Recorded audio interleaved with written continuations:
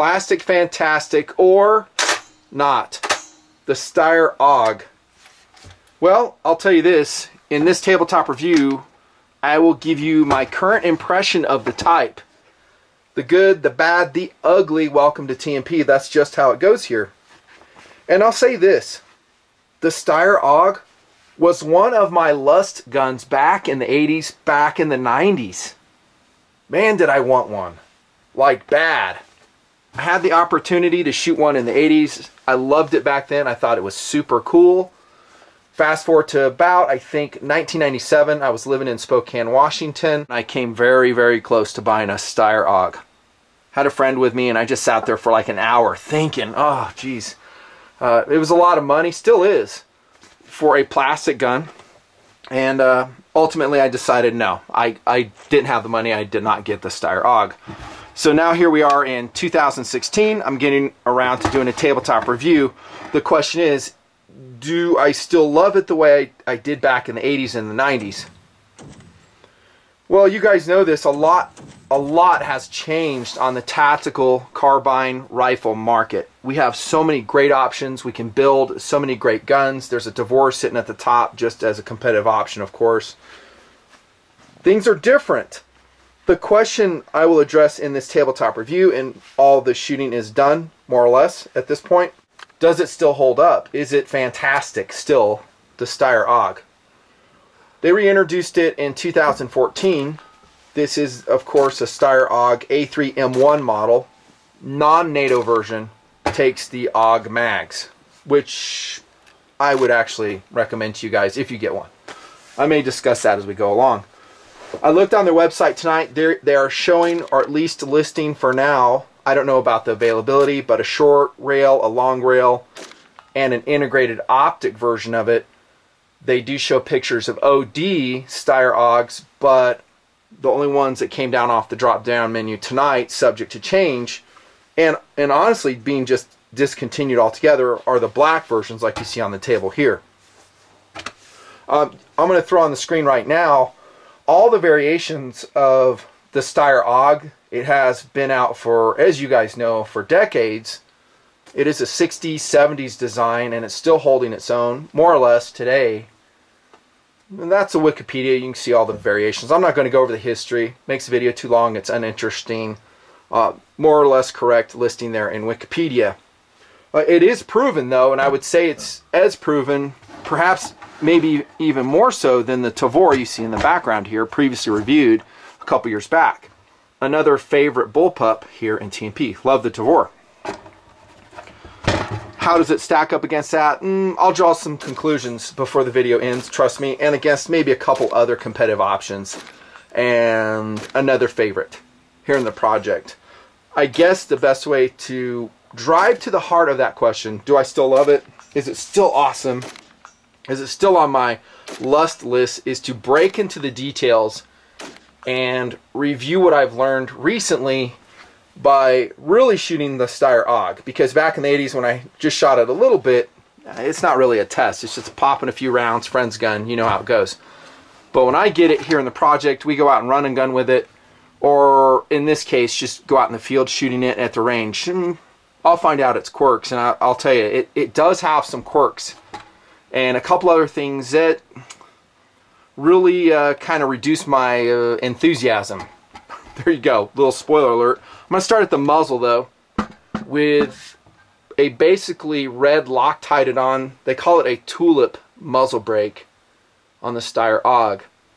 And this, let's go back to what I introed with about how awesome the gun was back in the 80s, back in the 90s. And it really was. It's cutting edge design, very short overall length. It's about 28 inches for the Steyr AUG. It feels like a submachine gun, and I'm just talking in form factor and ergonomics. Honestly, so does the Tavor, so do a lot of other bullpups that I've tried. Well, there's not a lot, but the few I've tried, they do as well. I mean, short form factor, you're going to have to put up with some quirks. But I'm saying back in the 90s, this was a perfectly adequate muzzle device. Nowadays, maybe not. I did click around the internet, and I was watching guys shoot the Steyr AUG, and I noticed a lot of push when they're just running the Steyr AUG, and I would say we experience the same thing. Point being is, even though it is traditional, it came with a design, it was probably awesome back in 1979, you might want to spin it off and put something more modern on there that actually delivers some compensation. And spin it off is not super easy, which I think is kind of a downside. But my understanding, and I did not run a can on this, nor did I try to take this one off, is that's a jam nut there, red Loctite. You're going to have to heat it up. And then once you start melting that red Loctite, it'll come off and you can put a can on. But you may have to clean up the threads and all that other stuff. Is that absolutely necessary nowadays? I would actually say not only is it not necessary, but it's actually an aggravation, I think, for most of us. Because almost everyone's going to upgrade their muzzle device, and that's a hassle for the end user. Okay, I'll leave it at that. The barrel selection on the Steyr AUGs is pretty impressive. Also on their website tonight, I saw the 16-inch version, which this one is, an 18-inch barrel, which is available for the Steyr AUG, and also a 24-inch if you wanted to, I don't know, get more velocity, maybe achieve better accuracy than I'm going to show you here. I didn't test that longer barrel. Cold hammer forged, the quality is very high, chrome lined, and it has the super cool quick barrel change feature that I may show you here in a little bit. It's super cool. And I guess I ought to talk about that now, because a lot is made about that barrel change feature of the AUG. They're like, oh, it's so cool, you know, I can, well, I'll just pop it out now while we're talking. Oh, you know, I can just, you know, take the barrel out anytime I want and pop a new one in. I will say it's kind of like that caliber exchange thing, which I've talked about a lot, where guys, especially online, act like it's so cool to do it. No one does it. Are you going to carry an extra barrel with you? Let's see how much this thing weighs. An extra barrel, and this again is a 16-inch version. I think guys are thinking, well, if my barrel heats up and I'm using I'm putting a lot of rounds through it, I'll have a spare in my backpack. And to that I say, no, you won't. It's 2.5 pounds. You're not going to have a spare with you.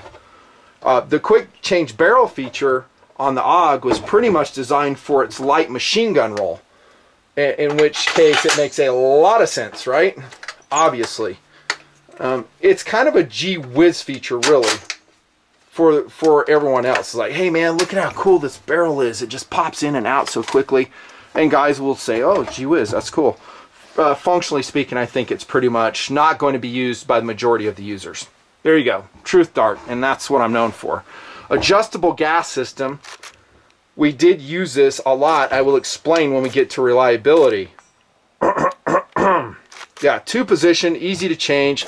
Just put a bullet tip in there and you rotate it. That's the normal position, and then you have the larger circle is the adverse position.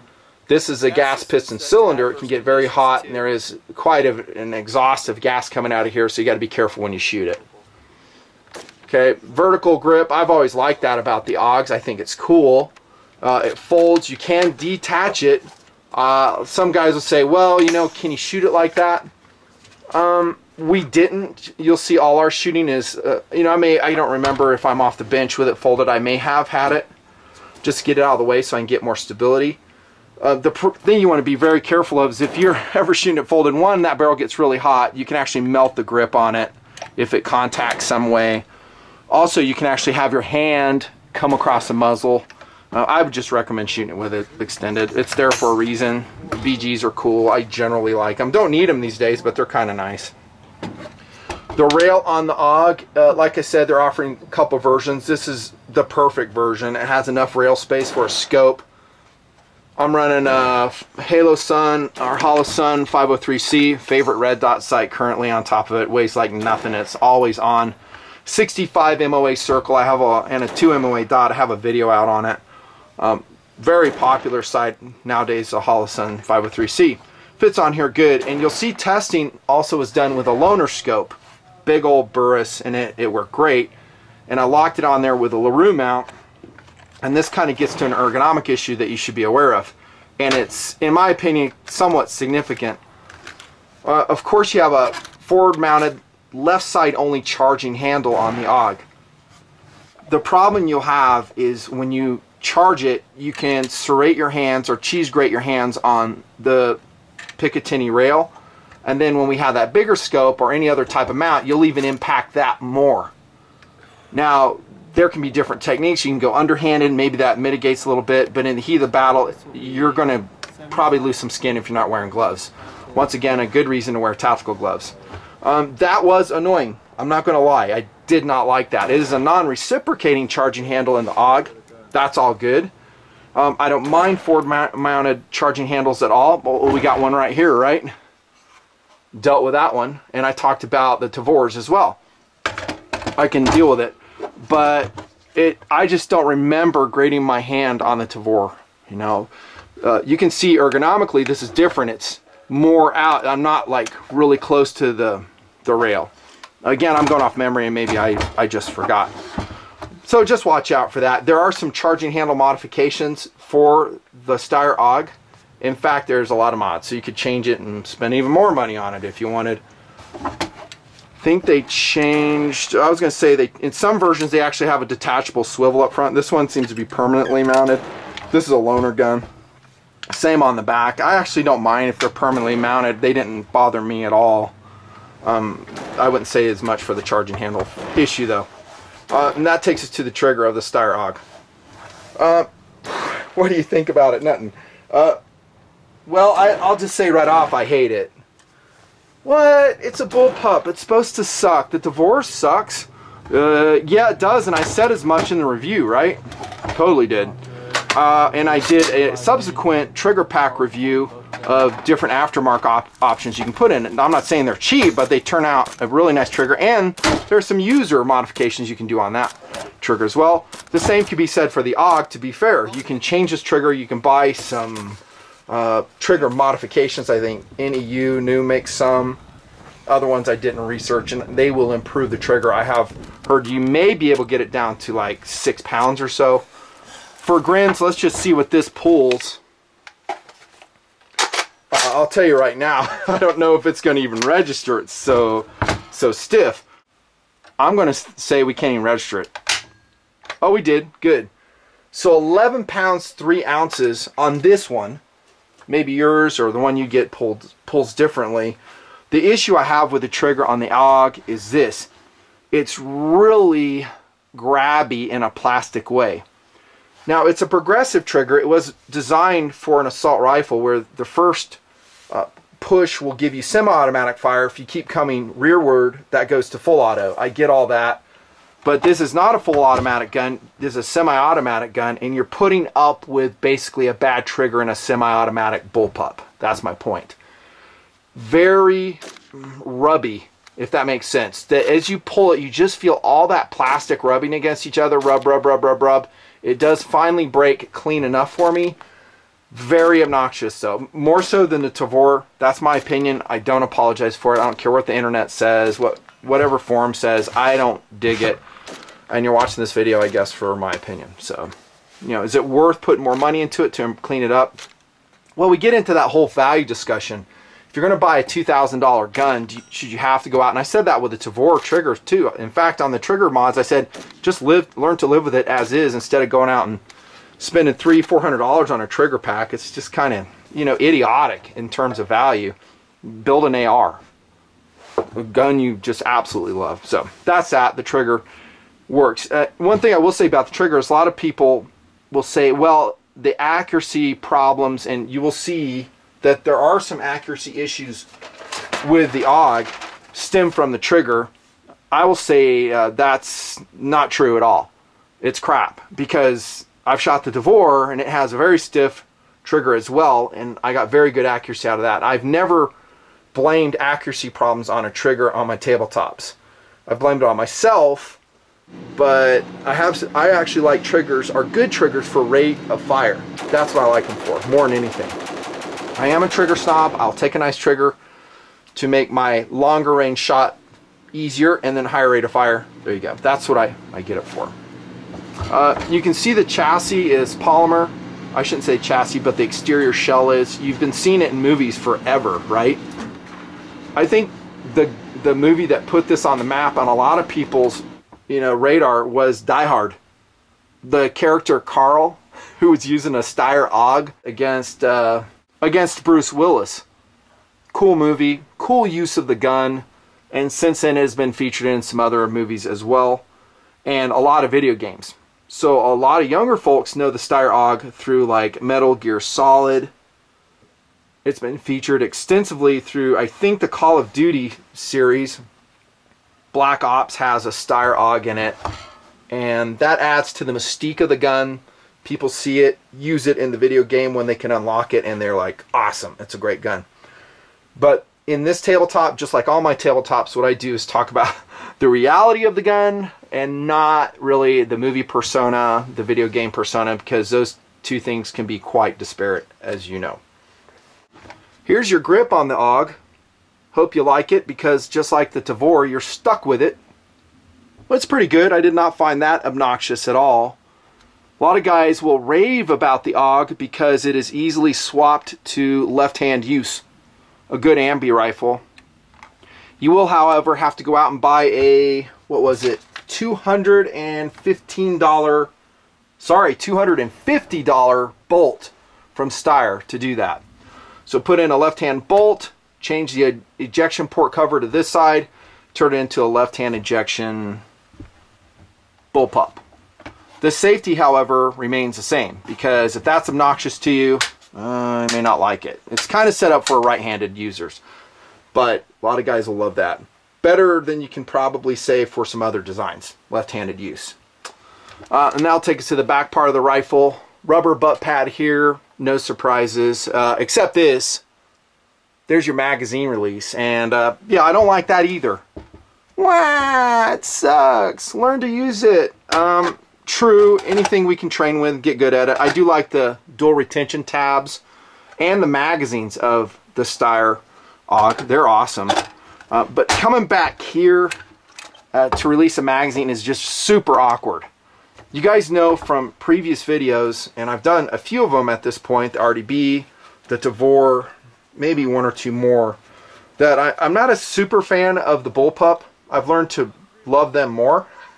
I'd rather have a regular carbine layout, and that's one of the reasons why. It's everything's so scrunched, your working space comes back into your shoulder. You might have a sling getting in the way, you might have a chest-mounted pistol. There you go. Compared to Tavor, and there's a lot of discussion, of course, on the internet of which is better. Yes, you can adapt to either one, but if given a choice, I'd go with the Tavor any day. Because I come back here to grab the magazine, I'm already here. It's just an easy rock out of the mag. Easy, easy, easy. I much prefer the Tavor. I did not like that so much. There is a bolt release on this version. That is the AUG A3M1. However, if you adapt this to the NATO spec stock, which will allow you to use AR-15 mags, this again is not NATO spec, this is a Steyr AUG stock, I think you're going to lose that. I think they don't have a bolt hold open with it, and also you're not going to be able to swap it over to left-handed use if you go NATO spec AR mags. That's called the AUG S3 SA, I think. And by the way, speaking of accessories, jumping ahead, if you do decide to do that, and you buy it from Steyr AUG, $425 to swap over to AR mags. I would not do that, and I guess I'll take us to firepower. I mentioned I really love the magazines. That's one of the things that attracted the gun to me back in the 80s and made it a lust gun. Like I was saying, I just love the mags. Translucent, smoked color, super high quality. And back in, heck, the 80s, 70s, 80s, 90s, these were cutting edge. I would say they're not cutting edge anymore. The good thing is they're very reliable. I don't think they're that expensive. You can score them for around $30, maybe even less if you look around. And they do come in 42 round lengths, which is super excellent for a weapon system. So the firepower is excellent, better than a regular mag for an AR. Now, the reason I say they're not cutting edge anymore is because of a magazine like, there's one in the Tavor, and here comes another one, like the Lancer magazine. So it's going to employ the same technology, but it has reinforced stainless steel lips. You can leave it loaded forever. It's got, you know, chrome stainless steel springs, super reliable, same weight. I mean, there's a 20 round, but there's a 30, they're same thing. It's just a great mag. So I still like the mags. I'm not saying the AUG mags are bad at all. I think they're really excellent. But you'll notice there's no steel reinforcement at all up here. And the feed lips are kind of thin. So if you had a fully loaded magazine, you drop it on the concrete, you might have an issue.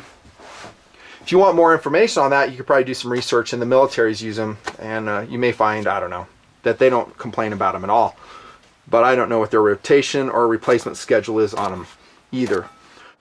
So what I'm getting ready to tell you now might surprise you. Between the two versions, I would probably, if I was going to buy an AUG, buy the regular version, not the NATO spec. Yeah, but I've got so many AR-15 mags. I get it, but I don't think buying 8 mags will break your bank when you're buying a $2,000 bullpup. You know, buy 8 to 12. That 8 should be your minimum in my book.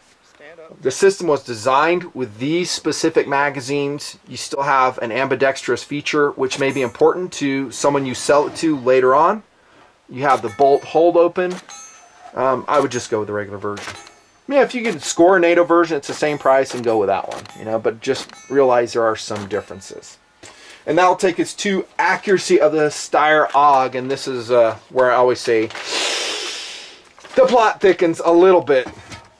I will tell you, as I lay out one target on the table, that I was very, very disappointed with the accuracy of the AUG. And yes, I did some research and found this is to be pretty typical of the type. Let me start off with the ammunition, which has been supremely accurate in every gun I fired it. TacticalAmmunition.com 77 grain match. It's usually half MOA. It shot about 2.5 inches out of the AUG. All good trigger pulls. XM193 about the same. Hunting Shack 75 grain boat tail hollow point match. That's always been a horrible load, and it's really bad out of this one. You can see the group almost 5 inches. This is not the desert. This is off a concrete bench, and I felt so confident in my trigger pulls that I was giving, you know, it a good test and doing what I'm supposed to do as a shooter. This is the only paper I'm bringing to the table. IMI XM193 4.5 inches. TacticalAmmunition.com 55 grain. I think this is actually the group, but I'm not positive. But let's just say it's this. These, I don't remember if I was adjusting the scope or not. I might have been. But that's a 2.8 inch group, and that load too is also an MOA load. PMC shot into that. Not a great group. 3.5 inch group here. That's just horrible. PMC 2.75 inch. PMC 3 inch.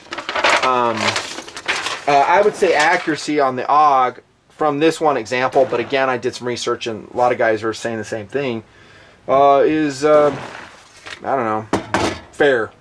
There, I'll be generous. It's fair.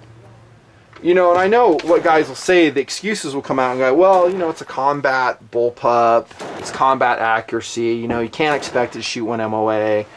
Well, tell that to the Tavor, because the Tavor is shooting 1 inch groups. Go watch my review. I throw the paper on that one too. It was shooting very well. You know, that's not like a total MOA shooter, but 1.5 inch groups with ball were commonplace out of the Tavor. Out of a lot of the other ARs I fire, that if I got that accuracy, I would either melt it in the scrap or throw it in the garbage. I'm just saying. So I don't accept excuses anymore about accuracy, even out of the AUG. And why is it so crappy? Well, I'm personally not blaming the trigger. I've already talked about that. It's not a free-floated barrel. The quick change barrel is super cool, right? Yeah, it's cool. Oh, that's another thing I forgot to tell you is, and I have a mag in there, so it helps me. But when you don't have a mag in there, the charging handle, it's really hard to lock that back. You got to come up, and you'll see it in the field like that. It'll pop right out. The hold back on that is just hokey. It is ridiculous. I see it's, and I'm not even trying to game it. Put it right here. But I was saying, anyways, I'm glad I remember that because it's another, honestly, that's a big downside with the AUG as they stand now. But I was saying, so it's cool to have a quick change barrel, you know, awesome, right? But how stable is that barrel in mating to the receiver? Granted, you got all the lugs there that mate, that should, you know, ensure consistency, but I showed you the paper.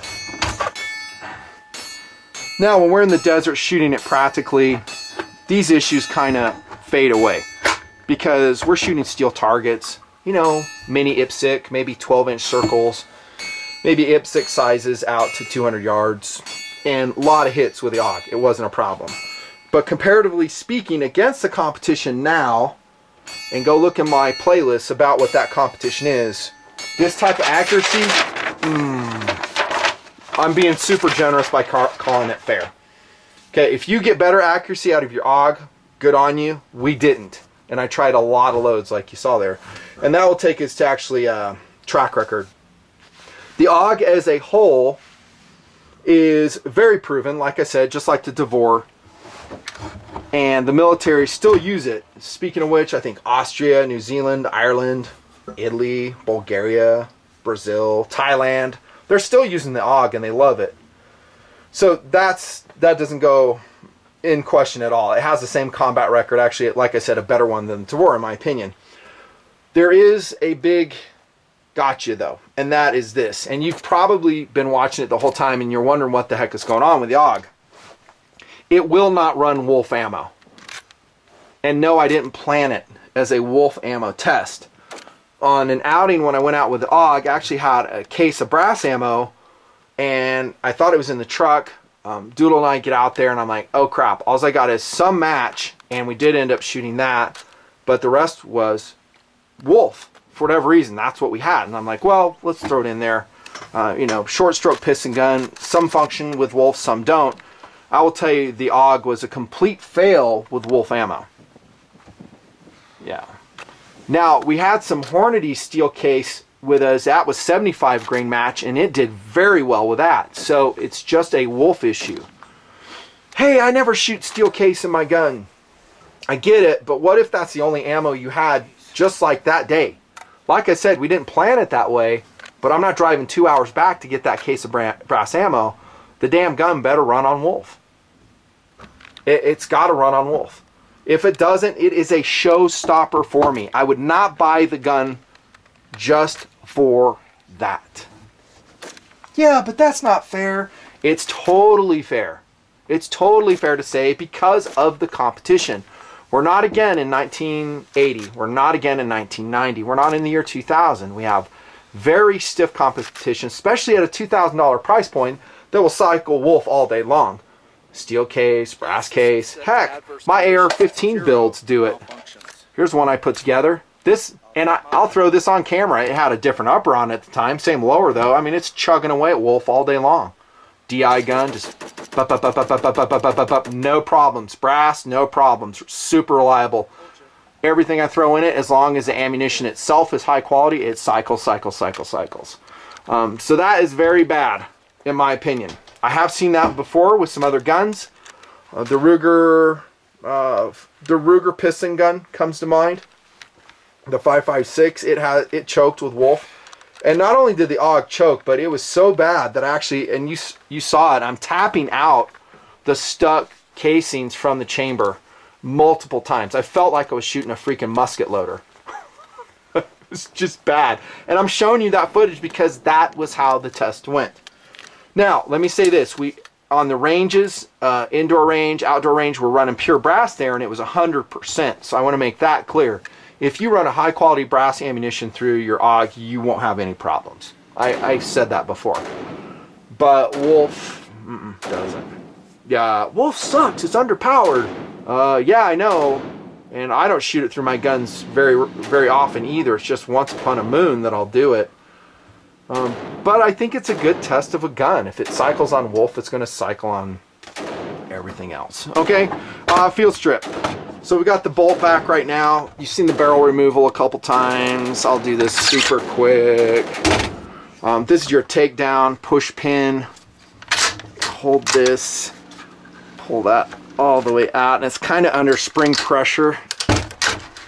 It's kind of like the Tavor actually, which is a good thing. The Tavor is super easy to take down. It's a modular sub-assembly bullpup. The Tavor is the same way. See you later, AR. Oh, I just got a good scratch on it. Sweet. The trigger pack will come out through the aft portion of the buttstock if you care. 2 stainless steel guide rods here. on it. There's a quick look at your AUG bolt. The quality levels are super high, but you're seeing here a lot of metal, and this has always been one of my criticisms of not just the AUG, but even the Tavor. I railed on the Tavor as well, and they're very heavy. I mean, super heavy. The AUG naked weighs almost 8 pounds. What?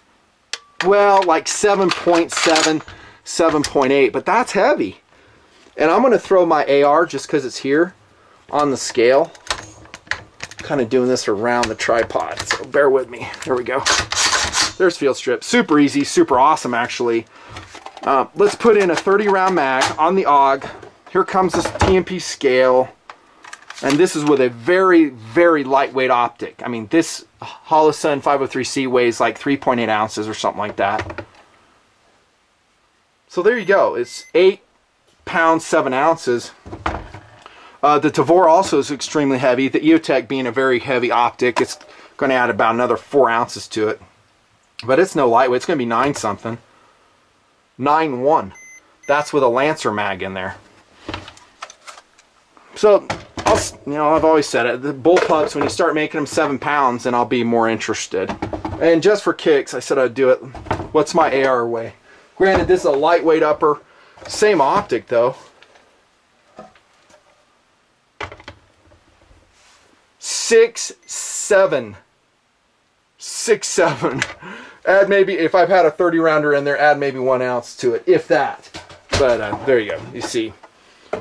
So, I don't know. Those are a couple things that bug me. The weight, super heavy, so is the Tavor, I know that. I guess I'll go to accessories super quick. Talked about how you can get charging handle modifications, trigger modifications if you want it. There's all types of rail enhancements if you want. There are cluster rails you can put up front. I saw on the Steyr website they have what's called the AUG rail. It's $275. Some guys will have a, what do they call it, a CQC mod out there. Here's the problem with all that, and I said it in other reviews. When you start putting crap on the front end of your gun, you're not just going to have a 9-pound gun, you'll have a 10-pound AUG. So it may be good for the range, but actual, whatever your philosophy of use is, and I'm not even going to cover that because I've covered it so many times before, think smart before you do it. And you have a rail section on this, the A3 model, which is super cool. So you can put a light there. Is it totally ergonomic to actuate it with your thumb? I don't know. You'll have to figure that out. But it's there. It's a good thing. Other accessories. I don't think going to a left-handed version is cost-effective at $250. There's other guns that do it for free, like the Beretta ARX comes to mind. Not that I like that gun, but it does swap over right to left super fast, super easy. We talked about the NATO conversion kit at $4 1/4. You might find it for cheaper. Not worth it in my opinion. Different barrel lengths if you want it. Magazines is what you need, and I don't think they're outlandishly priced at 30 bucks a piece. They are going to run about double of what a good Lancer mag would be, and I love these Lancer mags. I did a whole magazine video on AR-15s not too long ago. That's accessories though. And finally, we'll wrap it up with value and options. The one option we've been looking at the whole time is the Tavor. It's not inexpensive either. It's about the same weight, but it's more accurate. If memory serves, it shucks steel all day long. It runs good with the suppressor, even though it has an unadjustable gas system. I'm glad I brought that up because I forgot to tell you this. I found I haven't had to adjust it for different loads. It just kind of does it on its own. Has more rail space, kind of a fatter grip. Maybe that's good with you, maybe it's not. Some people complain it's more weight rearward, but if you put on a light, that balances it out. And if you look at the Israeli way of shooting the Tavor, they actually kind of like that because they're shooting it, or at least standing guard or holding the weapon with one hand. And they have the 6 points of contact philosophy of use with a Tavor, which makes a lot of sense, and if you get good at it, it works. You can swap the ejection over on the Tavor as well. It's cool, and it comes in colors where currently the AUG doesn't, if you care. And what I was going to tell you about the adjustment on the AUG is we did put it in under adverse, and I've even shown that on camera with the Wolf. So in case you're wondering, hey, put it on adverse, it would have shucked it all day long. It didn't. It's still jammed rather unpredictably. I mean, it would shoot 10, 15 rounds and then jam, jam, jam, jam, jam. No figuring it out. You have the Kel-Tec RDB out there, the FN FS2000. I recommend you go watch my reviews on those. I'll give you my full opinions on them. I do remain overall pretty lukewarm about all bullpups. There's a couple I like. The Tavor I still like. I would definitely choose a Tavor over the AUG. That's just where I am now. It was on my lust list, but the downsides are very significant. I've covered them, but I'll just super review them. Charging handles hard to engage. Cheese grater effect up here. Lots of gas coming out of here. Tulip muzzle brake doesn't really compensate at all. You can get off. It's hard to get off. That's really minor, actually. VG I don't mind at all. Pistol grip I don't mind at all. I do not like the trigger. The accuracy is fair. That's being very generous. Price level is expensive for a plastic rifle. I don't like the magazine release. Just to name a few things. Really, nowadays when I look at an expensive boutique and what I once called a lust gun, I ask myself, what would I prefer to have? And the answer is, I've already shown you, and that is an AR-15 I build myself. I make it exactly the way I want to make it. It's supremely accurate. This gun on the table is half MOA with a super lightweight BCM barrel. That's maybe 3/4 MOA to 100 yards. And when it heats up, maybe a little bit more.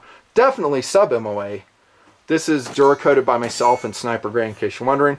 BCM 4-end, stuff I said in other videos. I can put my ergonomic enhancements on it. Charging handles I want. I like the form factor. I'm not crunched in my working space. It's super lightweight. It does have some disadvantages against the AUG though, and you're looking at one right now. Is even though this is a very short gun, albeit this is a 16-inch barrel, not a 14.5, and that's a Battle Comp 2.0 on there. The AUG beats it. There's the advantage of the AUG, is that it feels like a submachine gun, 28 inches more or less overall length. If you need a very short form factor, the bullpups win.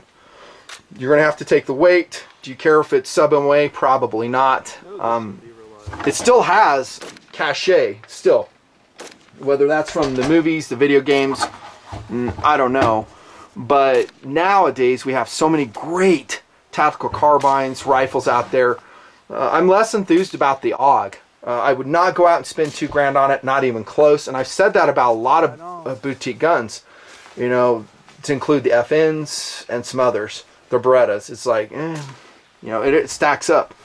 And the apologists show up and go, well, you know, it just shouldn't have to run Wolf. Again, anytime they kind of ignore a good AR-15 standard out there, I go, why? You know, why? A good AR will run it all day long, and it's cheaper, user configurable. You can change the grips on it. You get it. So, off my lust list. I think you got that. It is off my lust list. Is there anything you like about it? Yeah, there is. It is cool looking. I do like the short overall length. Let's see, what else do I love about it? I like the magazines still. I did mention those. I really didn't have fun shooting it, to be honest with you. If I did, you would see a lot more shooting footage. That's just the way it works here in the testing portion. The production, as I call it, portion of the reviews. If I love the gun, I'm going to go out and shoot because it's super fun. The AUG, for me, just wasn't super fun. I'd much rather shoot other stuff. Sorry, that's just how it is. But again, before I leave, I want to reiterate, with brass case ammunition, the Steyr AUG will run all day long. You won't have any jams. It will be phenomenally reliable. Just not with Wolf. That's an Unfancy review. See ya.